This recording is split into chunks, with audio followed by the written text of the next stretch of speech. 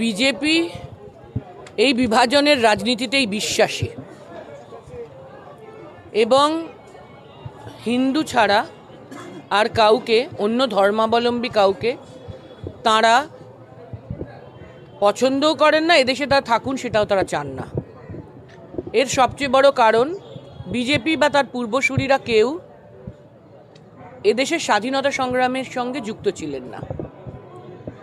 তাই স্বাধীনতা সংগ্রামের ইতিহাস, কত আত্মত্যাগ আত্মবলিদানে এই স্বাধীনতা এসেছে, আমাদের দেশের ঐতিহ্য কী, নানা ভাষা নানা মত নানা পরিধান, বিবিধের মাঝে দেখো মিলন মহান, এসব ঐতিহ্য, কিভাবে আমাদের কনস্টিটিউশন তৈরি হলো, সংবিধান, এর কোনো বিষয়ে বিজেপির কোনো জ্ঞান নেই এবং কোনো লিগ্যাসিও নেই।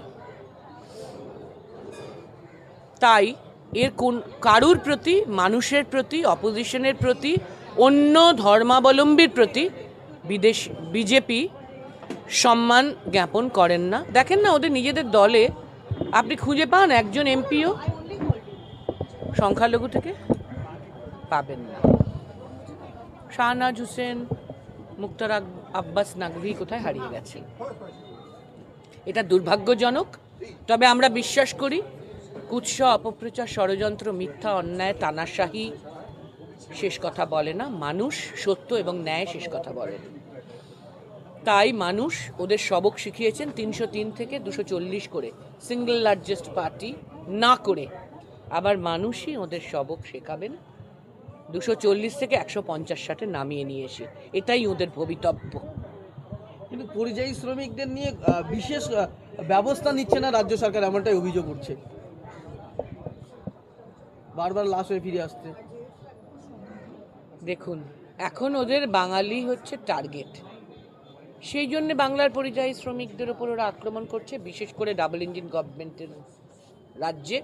আমরা তাকে তীব্র নিন্দা করি, কন্ডেম করি, ধিক্কার জানাই। এবং আমরা এটাও পাশাপাশি বলতে চাই যে বাংলার দিক থেকে মাইগ্রেন্ট ওয়ার্কারটা হচ্ছে একটা কমন ফেনোমেনন, গ্লোবাল ফেনোমেনন বলা যায়। যারা অনেক শিক্ষিত তাঁরাও বাইরে চাকরি করতে যান, যারা কম শিক্ষিত তাঁরাও বাইরে চাকরি করতে যান। এটা তাদের চয়েস, মানুষ যান। তেমন অনেক মাইগ্রেন্ট ওয়ার্কার বাংলাতেও এসে কাজ করেন। তাদের ক্ষেত্রে রাজ্য সরকার অত্যন্ত দায়িত্বশীল এবং তাদের ক্ষেত্রে রাজ্য সরকার কোভিডে যা ভূমিকা নিয়েছেন সেটা গোটা কেন্দ্র বা কোনো রাজ্য সরকার করতে পারেনি, সেটা উদাহরণ হয়ে আছে। আবার এখানেও মাইগ্রেন্ট ওয়ার্কারদের জন্য রাজ্য সরকার বোর্ড বানিয়েছেন। মমতা বন্দ্যোপাধ্যায় তাদের প্রতি অত্যন্ত সহানুভূতি এবং যত্নের সঙ্গে প্রত্যেকটি বিষয় অ্যাড্রেস করছেন। এমনকি তিনি বলেছেন যে আপনাদের বাইরে থাকতে হবে না, কাজ করতে হবে না, আপনারা চলে আসুন, আপনাদের আমরা পাশে দাঁড়াবো। আপনারা সেলফ এমপ্লয়েড হতে চান, আপনারা চাকরি চান, আমরা সরকারের দিক থেকে চেষ্টা করব। এত বড় কথা তো আমি কোনো মুখ্যমন্ত্রী বা এমনকি প্রধানমন্ত্রীকেও বলতে শুনিনি। মমতা বন্দ্যোপাধ্যায় সম্পর্কে এরকম অপপ্রচার হতেই থাকে, তা সত্ত্বেও তিনি মমতা বন্দ্যোপাধ্যায়। আর 26-এর ভোট আসছে তো আরও অপপ্রচার বেড়েছে, তা সত্ত্বেও তিনি মমতা বন্দ্যোপাধ্যায়। আর 4 মাস বাদে ভোটের রেজাল্টেও আপনারা বুঝতে পারবেন। এত চিন্তা করবেন না।